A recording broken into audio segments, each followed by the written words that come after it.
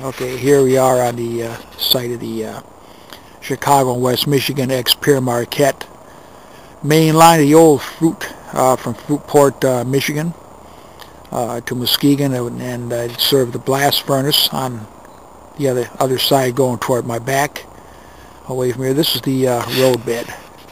Well, it really don't look like it, but this is the area where my dad took this picture of the Pickens Junction Trestle, which went over a small creek. That might be the roadbed there too. It's one of these. You can see how it rises up. Okay, this is looking toward the other side.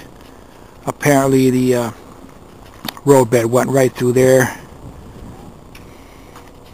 This served the Spring Lake Iron Company until it went bankrupt and went out of business in 1912, April 1912. And this line itself actually lasted until after World War II, when it was abandoned. Okay, this is looking away from the area where the my dad took the picture, and we're going to walk over here. You can always tell the roadbed. See how it goes down through there.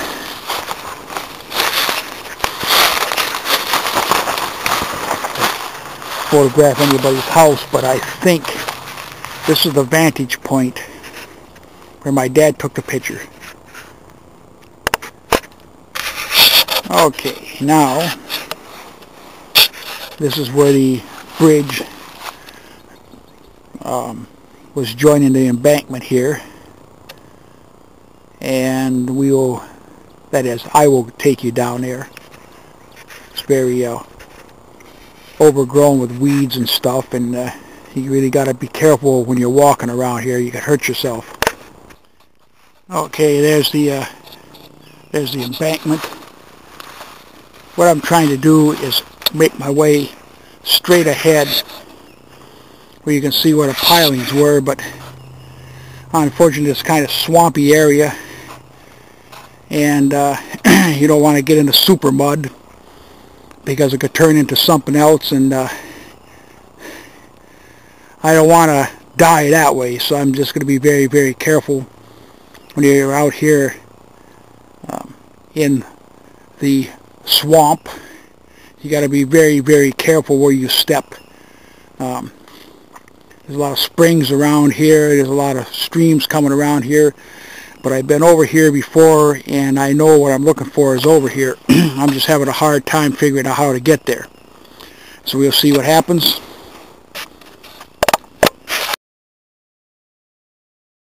Well, okay, we made it.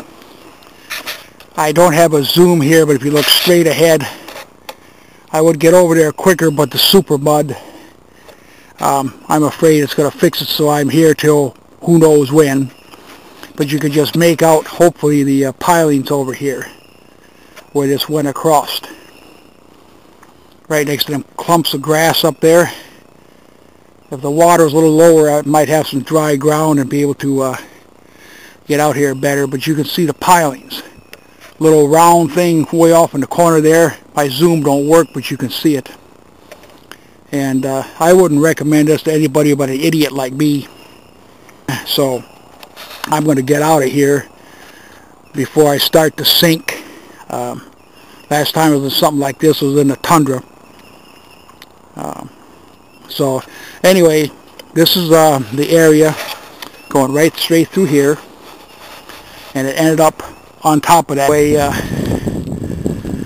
Just all this to get a little bit of hill over there, and I'll try to access that, but I've been trying for a couple of years to see how to get over there, but I can't. Okay, here I am by the railroad grade. Sorry, I'm a little out of breath. Stuff going over here. I'm back on terra firma. Praise God. It says that God protects little children and fools. I'm not the former, but I definitely am the latter. But anyway, just all this to get a little bit of history that people don't know about. So now my shoes are going to smell like a swamp.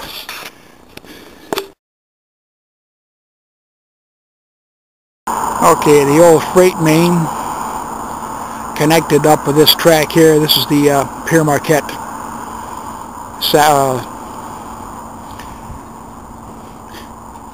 Chicago, West Michigan. Sorry, I had a lapse of memory.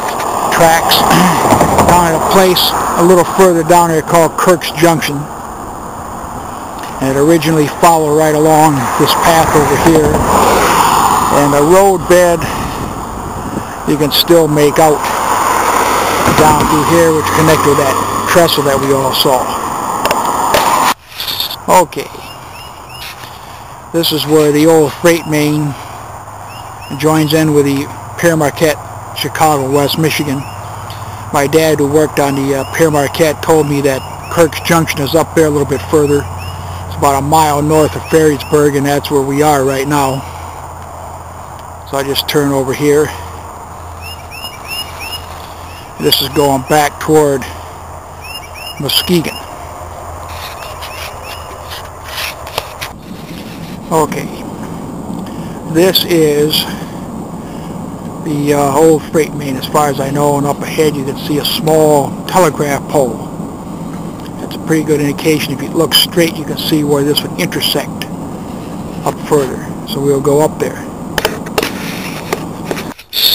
Okay, this line, the old freight main, went out of business shortly after World War II, and it's been 60 years since the line has been in, but I know I'm in the right area. You can always look for an embankment like this. I went over there. Frequently power lines go on old railroad right away. That's one thing to look for if you can find it. And this is going back toward Herman Miller, which I'm not going to pan too much on. But if you look right up here, this is probably the road bed right up here. This is a good indication. This is where the railroad ties were. And you can see where the grade sloped off on either side. So if you can imagine this continuing on another half a mile, you'll see where it converged where we were at a little while ago. And that's the old freight main. The other part of the equation here was Spring Lake Iron and Steel. Excuse me, that was Spring Lake Iron Company. And this is the vicinity of Kirks Junction. Again, it served the Spring Lake Iron Company in Fruitport, Michigan, along with the Grand Rapids, Grand Haven, and Muskegon Electric Interurban Railroad, which had a large car barn and shops in Fruitport, Michigan, which in another presentation I will show you those.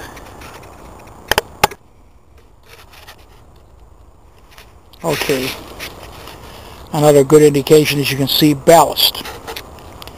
Ballast was stone that they put underneath the railroad ties to act as drainage to keep the water from rotting the railroad ties. And here you can see some more ballast alongside, so that's a good indication that I hit this right on the nose.